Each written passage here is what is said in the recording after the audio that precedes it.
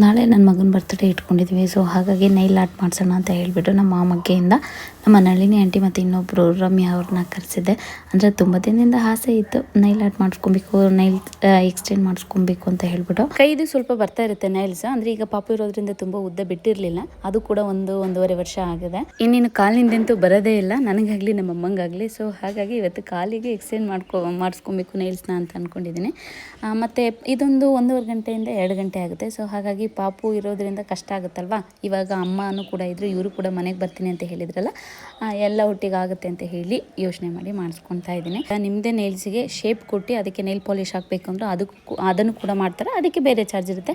ಇವರೇ ನೈಲ್ಸ್ ತೊಗೊಂಡು ಇವರೇ ಎಕ್ಸ್ಟೆಂಡ್ ಮಾಡಿ ಅದಕ್ಕೆ ಶೇಪ್ ಕೊಟ್ಟು ಅದಕ್ಕೆ ಡಿಸೈನ್ ಮಾಡಿ ನಿಮಗೆ ಯಾವ ಥರ ಬೇಕೋ ಆ ಥರ ಮಾಡಿ ಕೊಡೋಕ್ಕೂ ಅದೇ ಬೇರೆ ಚಾರ್ಜ್ ಇರುತ್ತೆ. ನೀವು ಬರೀ ಕೈಗೆ ಮಾಡಿಸ್ಕೊಬೋದು, ಇಲ್ಲ ಬರೀ ಕಾಲಿಗೆ ಬೇಕಾದ್ರೂ ಮಾಡಿಸ್ಕೊಬೋದು, ಇಲ್ಲ ಎರಡೂ ಬೇಕಾದ್ರೂ ಒಟ್ಟಿಗೆ ಕೂಡ ಮಾಡಿಸ್ಕೊಬೋದು.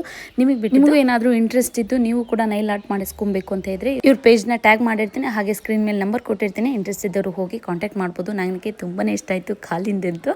ಆ ರೆಡ್ಡಿಗೆ ಆ ಗೋಲ್ಡ್ ಕಲರ್ ಬಾರ್ಡರ್ ಕೊಟ್ಟರಲ್ಲ, ಅದು ನನಗೆ ಸಿಕ್ಕಾಪಟ್ಟೆ ಇಷ್ಟ ಆಯಿತು. ಅವ್ರು ಹೇಳಿದರು ಕೈಗೆ ಜೆಲ್ ಹಾಕಿ ನೈಲ್ಸ್ ಮಾಡಿರೋದು ಮತ್ತು ಕಾಲಿಗೆ ಏನೋ ಬೇರೆ ಗಮ್ ಹಾಕಿ ಮಾಡಿರೋದ್ರಿಂದ ಕಾಲಿಂದ ಒಂದು 15 ಡೇಸ್ ಇರುತ್ತೆ, ಕೈದು ಒಂದು 1 ಮಂತ್ ಇರುತ್ತೆ ಅಂತ ಹೇಳಿದರು. ಬಟ್ ಈಗ ಒಂದು 25 ಡೇಸ್ ಆಗಿದೆ. ಕೈದು ಕಾಲ್ದು ಸೇಮ್ ಹಾಗೆ ಇದೆ. ಫಸ್ಟ್ ಟೈಮ್ ಮಾಡಿಸ್ಕೊಂಡಾಗ ಏನೋ ಸ್ವಲ್ಪ ಹಿಂಸೆ ಅನಿಸ್ತಾ ಇರುತ್ತೆ, ಬಟ್ ಅದು ಅಭ್ಯಾಸ ಆದಾಗ ಚೆನ್ನಾಗಾಗುತ್ತೆ. ನನ್ನಾಗೆ ಇಂಟ್ರೆಸ್ಟ್ ಇದ್ದವರಿಗೆ ಹೆಲ್ಪ್ ಆಗ್ಬೋದು ಅನ್ನೋ ಕಾರಣಕ್ಕೆ ವಿಡಿಯೋ ಅಪ್ಲೋಡ್ ಮಾಡಿದ್ದೀನಿ ಅಷ್ಟೇ.